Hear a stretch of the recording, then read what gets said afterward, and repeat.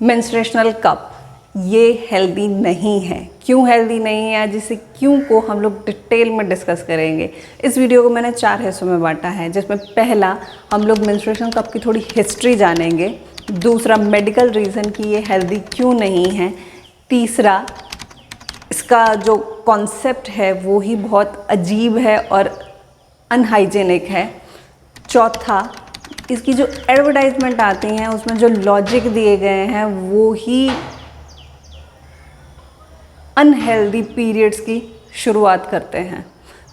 तो मैं प्रियंका और आप मिलकर इस सच्चे झूठे पॉल्यूटर को फाइंड आउट करते हैं और इसका जो सही में प्रैक्टिकल हेल्दी सोल्यूशन है उसके बारे में भी डिस्कस करेंगे। मेंस्ट्रुएशनल कप की शुरुआत 1950s और 60s में हुई। तब ये कॉन्सेप्चुअली इतना ज़्यादा पॉपुलर नहीं हुआ और इतना ज़्यादा नहीं बिका। तब सैनिटरी पैड ज़्यादा पॉपुलर हो गए और वहीं से सैनिटरी पैड्स यूज़ होने शुरू हुए। पर 2010 में जब ज़ीरो वेस्ट लाइफस्टाइल ने थोड़ा सा ज़ोर पकड़ा तो ये धीरे धीरे प्रोडक्ट पॉपुलर होने लगे। पर अभी भी ये प्रोडक्ट इतना पॉपुलर नहीं है कि टीवी में इसकी एडवर्टाइजमेंट आने लगे। मेडिकल रीज़न, आपने टॉक्सिक सिंड्रोम के बारे में सुना है। टॉक्सिक सिंड्रोम वो होता है जब हमारी बॉडी एकदम से बैक्टीरियल इन्फेक्शन के अटैक में आ जाती है और उस चीज़ से रिकवर नहीं कर पाती है। टॉक्सिक सिंड्रोम मेंस्ट्रुएशनल कप में हो जाता है। ये इतना कॉमन नहीं है पर फिर भी हो जाता है। इसके बहुत सारे कारण हैं। एक, जब हम कप यूज़ करते हैं तो आप उसको किसी भी तरह से फोल्ड कर लीजिए, सी सेक्शन या यू या दूसरा जितने भी मेथड हैं, इसको जब हम फोल्ड करते हैं पर फिर भी इसके अंदर थोड़ी सी हवा रह जाती है और वो हवा सीधा हमारी सर्विक्स में जाके खुलती है और ये एक बैक्टीरियल ग्रोथ के लिए कंफर्टेबल एनवायरनमेंट क्रिएट करती है। दूसरा, जब हम इसको इंसर्ट करते हैं तो ये हमारे वजाइनल एरिया को डिस्टर्ब करता है, ये हमारी सर्विक्स को डिस्टर्ब करता है। इनिशियली तो बहुत ज़्यादा होता है, कई बार आप स्क्रैच भी कर लेते हैं अपनी सर्विक्स को, पर फिर भी ये कॉन्सेप्चुअली आप जब इसको इंसर्ट करते हैं या बाहर निकालते हैं उस दौरान अगर आपके नेल्स थोड़े से बड़े हैं या आपके हाथ अच्छे से साफ़ नहीं हैं तो इन्फेक्शन के बहुत ज़्यादा चांसेस बढ़ जाते हैं। तीसरा, कंपनीज़ ये क्लेम करती हैं कि जब ये कप 8 या 10 घंटे में भर जाता है तो आप इसको सिंपल ब्लड को फेंक दीजिए और इसको टैप वाटर में साफ़ करके दोबारा से यूज़ कर लीजिए। इसके ऊपर एक रिसर्च हुई है कि जब उसको टैप वाटर के साथ सिंपल साफ़ करके आप यूज़ करते हैं तो भी उसके ऊपर बहुत सारे बैक्टीरियाज रहते हैं जो आपकी बॉडी के अंदर डायरेक्टली चले जाते हैं। मैंने इस मेडिकल रिपोर्ट का लिंक नीचे डिस्क्रिप्शन में दिया हुआ है, आप प्लीज़ उसको ज़रूर देखिएगा। ये टॉपिक थोड़ा सा अनकंफर्टेबल है, इसीलिए मैं इतना ज़्यादा ब्रेक कर रही हूँ, तो प्लीज़ एडजस्ट कीजिएगा उस चीज़ को, क्योंकि ये टॉपिक डिस्कस करना पब्लिक फोरम पे थोड़ा अनकंफर्टेबल है। आई थिंक आप समझ सकते हैं।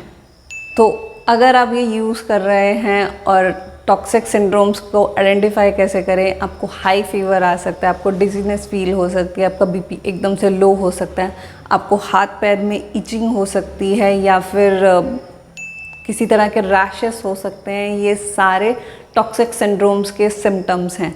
आप प्लीज़ डॉक्टर को उसी टाइम कंसल्ट ज़रूर कीजिए अगर आपको इनमें से कोई भी सिम्टम्स महसूस होते हैं। कॉन्सेप्चुअली ये इतना अनकंफर्टेबल क्यों है?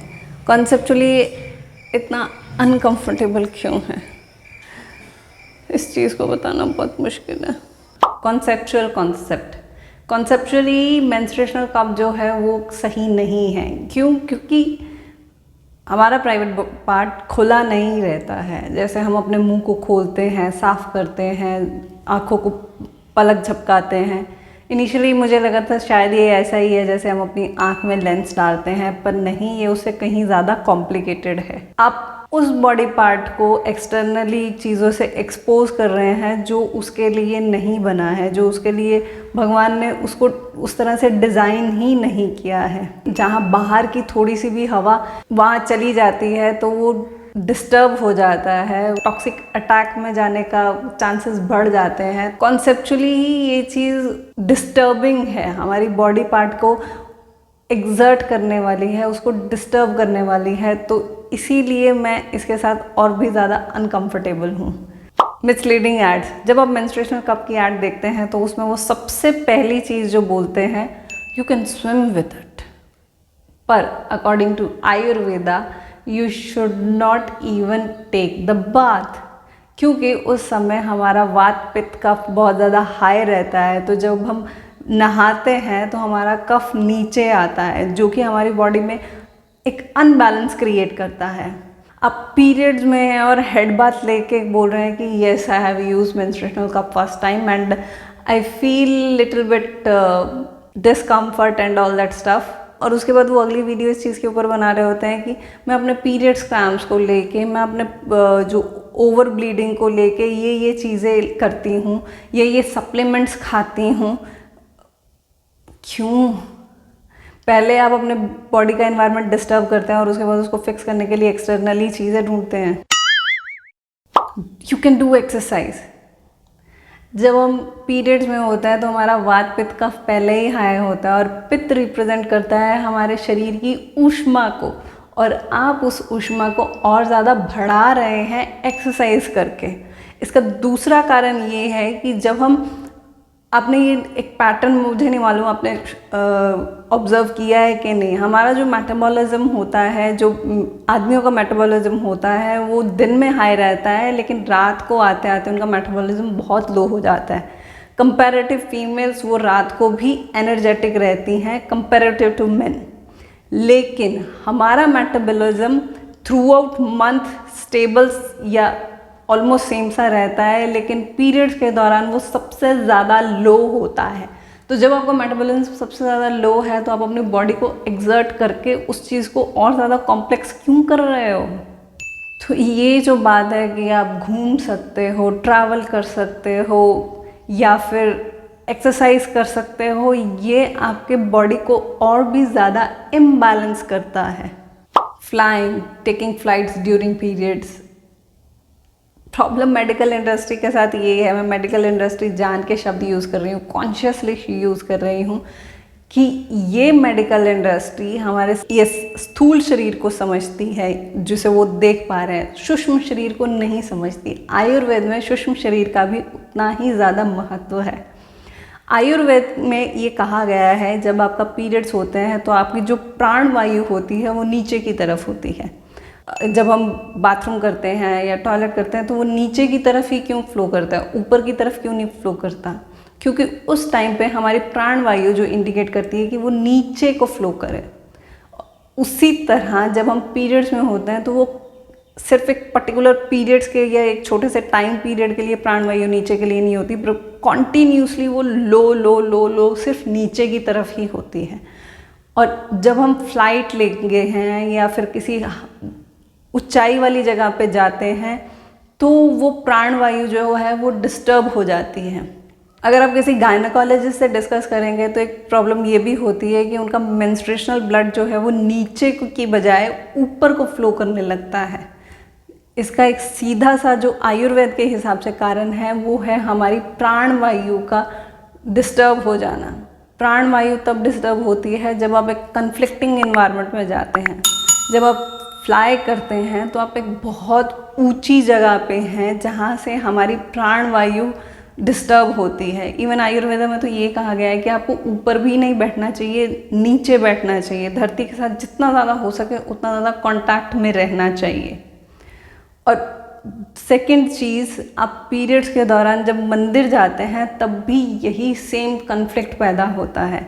जब हम मंदिर जाते हैं तो वो हमारी जो मंदिर की जो ऊर्जा शक्ति है, जो वहाँ का इन्वायरमेंट है, वो हमारी प्राणवायु को ऊपर को उठाता है, लेकिन हमारा पीरियड फ्लो जो है वो कंटिन्यूसली प्राणवायु उसकी नीचे को होती है। तो ये कन्फ्लिक्ट जो है वो एक बहुत ज़्यादा अनकंफर्टेबल और एक अनहेल्दी कारण बनता है इस प्रॉब्लम्स का। तो अगर आप ये कन्फ्लिक्ट्स अपने बॉडी में नहीं क्रिएट करना चाहते तो उस टाइम पे प्लीज़ अपनी प्राण वायु को सम में रखने की कोशिश कीजिए। मंदिर ना जाइए और ना ही फ्लाइट्स में ट्रैवल करना या इस तरह की कुछ भी एक्टिविटी करना अवॉइड कीजिए। आयुर्वेद के हिसाब से सिर्फ इतने रूल्स नहीं हैं, इसके अलावा और भी बहुत सारे नियम हैं और उन नियमों के कारण भी हैं जिन्हें हम सिर्फ एक मिथ या एक फोबिया समझते थे। वो फोबिया नहीं है, उनके एक आयुर्वेदिक मेडिकल रीज़न है जिसे मेडिकल इंडस्ट्री अभी तक समझ नहीं पाई है। तो आखिर में अब हम बात करते हैं कि सल्यूशन क्या है। सल्यूशन वही है जो हम लोग हज़ारों सालों से यूज़ करते आ रहे हैं, वो हमारे पूर्वजों के द्वारा टेस्टेड है, अप्रूव है, हेल्दी है और सबसे अच्छा है। वो क्या है? Cloth pad. Simple easy cloth pad. हमारे घर में ही बहुत सारे चादरें, कॉटन के कुर्ते और बहुत सारी कॉटन की चीज़ें पड़ी हैं जिसे हम आराम से क्लॉथ पैड्स बना सकते हैं। तो प्लीज़ क्लॉथ पैड की तरफ जाइए। मेंस्ट्रुएशनल कप का ये जो बबल है ये बहुत जल्दी टूटेगा और इसके जो मेडिकल डिसएडवांटेजेस हैं वो लोगों के सामने धीरे धीरे आने लगेंगे। उस चीज़ का वेट मत कीजिए। अगर आप इस चीज़ को लेकर डाइसी हैं कि मैं मेंस्ट्रुएशनल कप यूज़ करूँ या क्लॉथ पैड यूज़ करूँ, तो प्लीज़ क्लॉथ पैड चूज़ कीजिए क्योंकि वो बहुत ज़्यादा हेल्दी और कंफर्टेबल ऑप्शन है। हाँ, वो आपका हर दिन पीरियड के टाइम पे सिर्फ 5 मिनट का काम बढ़ाती है, सिर्फ 5 मिनट, इससे ज़्यादा टाइम नहीं लगता है क्लॉथ पैड को धो के सुखा के आने में। सीरियसली आप इस चीज़ पे यकीन कीजिए और इस हेल्दी ऑप्शन को ऑप्ट कीजिए। अगर 5 मिनट की कीमत मेरी पूरी ज़िंदगी हेल्थ है तो मैं ये कीमत देने के तैयार हूँ, और वो भी 5 मिनट रोज़ नहीं, सिर्फ वो 4-5 दिन। तो क्या आप भी वो कीमत देने के तैयार हैं? अगर हैं तो प्लीज़ लाइक, शेयर, कमेंट ज़रूर कीजिएगा और मुझे कमेंट में ज़रूर ये बताइएगा कि आपको इस वीडियो से क्या बेनिफिट मिला। क्या आप वाकई ही मेंस्ट्रुएशन कप की तरफ स्विच करना चाहते थे और अब अपना मूड बदल चुके हैं? अगर नहीं, अगर आपके दिमाग में फिर भी कोई डाउट है तो प्लीज़ कमेंट में ज़रूर पूछिएगा। कमेंट सेक्शन खुला है जिसमें आपके जो भी क्वेरीज होंगी मैं उसकी पूरी तरह से आंसर करने की कोशिश करूँगी।